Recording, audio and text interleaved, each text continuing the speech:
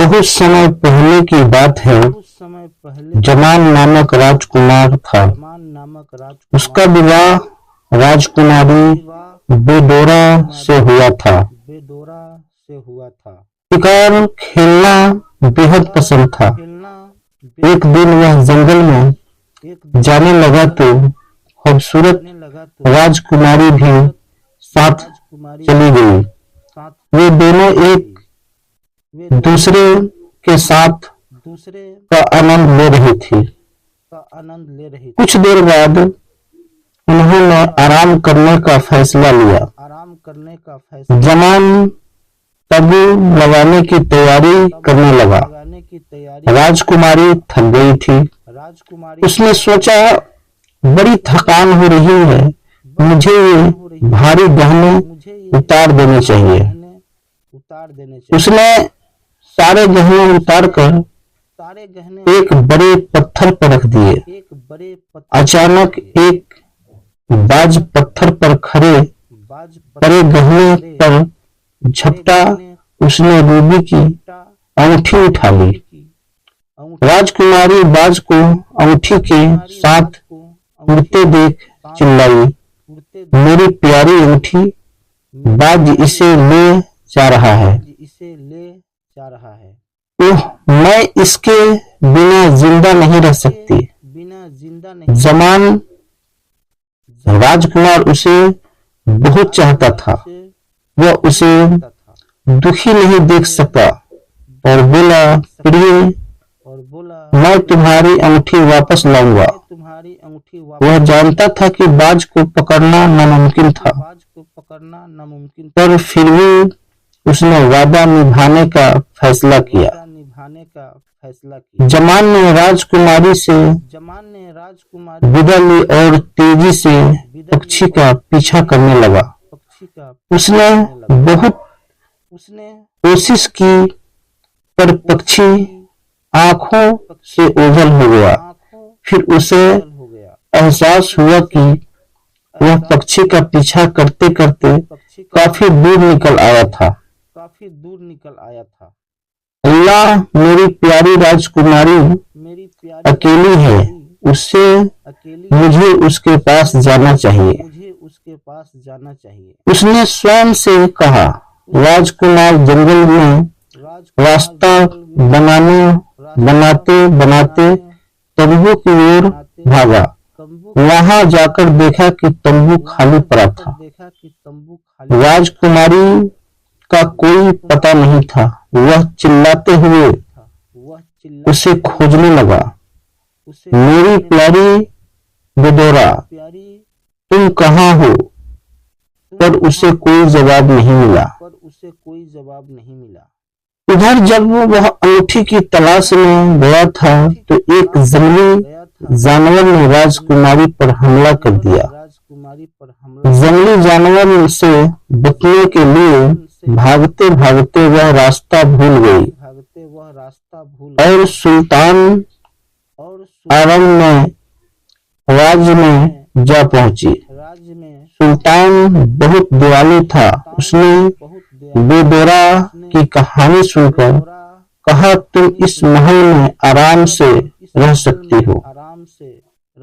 इस दौरान राजकुमार अपनी बेडोरा को खोजते खोजते खोजते एक सुंदर बाग में पहुंच गया। उसने कुछ देर आराम करने की सोची। वह एक पत्थर पर बैठकर सोचने लगा, काश मुझे मेरी प्यारी बीबी मिल जाती, मैं उसके बिना जीवित नहीं रह सकता। तभी एक बाज वहां आकर मंडराने लगा। उसने वही अंगूठी वहां गिरा दी जो बेडोरा की थी। राजकुमार ने जल्दी से अंगूठी उठा ली।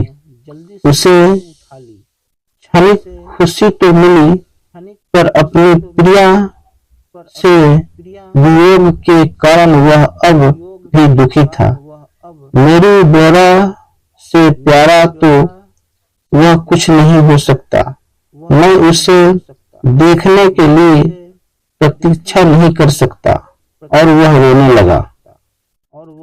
राजकुमार ने बेदोरा की कई जगह तलाश की पर वह कुछ हाथ नहीं आया। फिर वह भी सुल्तान अरण्य के राज्य में पहुंचा। वहां चारों तरफ एक नई राजकुमारी की खूबसूरती के चर्चे थे। वह जान गया कि वे सब उसकी बीबी बेदोरा की ही बात कर रहे हैं। जमाना जानता था कि सुल्तान के महल में जाना इतना आसान नहीं था। उसने एक तरकीब सोची।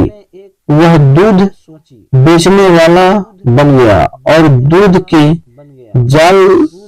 जार लेकर जाकर सुल्तान से बोला, सुल्तान मुझे राजकुमारी से मिलने दे। मैंने सुना है कि वे दूध से नहाना पसंद करती है। ये दूध एक खास बकरी का जिससे उनकी त्वचा में निखार आ जाएगा। सुल्तान ने इजाजत दी थी। राजकुमारी ने दूध बड़े बर्तन में पलटवाया तो रूबी की अंगूठी निकली। अरे ये तो मेरी अंगूठी है। वह खुशी से चिल्ला उठी। उसने सोचा, अच्छा तो ये दूध वाला मेरा शहजादा है। वह झट से जमान से मिलने के लिए सुल्तान के महल से भागी। राजकुमार को देखते ही वह बोली, मुझे पता था कि तुम ही हो, तुम मुझे लेने आए हो। राजकुमार भी वह बेहद खुशी था। उसकी आंखों में खुशी के आंसू बहने लगे।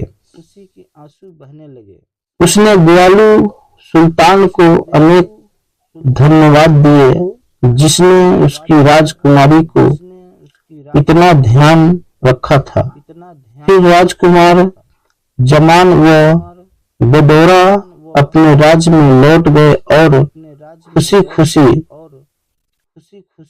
रहने लगे। आंखों में वह झट से जमान से मिलने के लिए सुल्तान के महल से भागी। राजकुमार को देखते ही वह बोली, मुझे पता था कि तुम ही हो, तुम मुझे लेने आए हो। राजकुमार भी वह बेहद खुश था। उसकी आंखों से खुशी के आंसू बहने लगे। उसने दयालु सुल्तान को अनेक धन्यवाद दिया जिसने उसी राजकुमारी का इतना ध्यान रखा था। फिर राजकुमार जमान व बेदोरा अपने राज्य में लौट गए और खुशी खुशी रहने लगे। दोस्तों, वीडियो अच्छी लगे तो लाइक करें, सब्सक्राइब करें और दोस्तों के पास शेयर करें। अपना ख्याल रखें। शुक्रिया। अल्लाह हाफिज।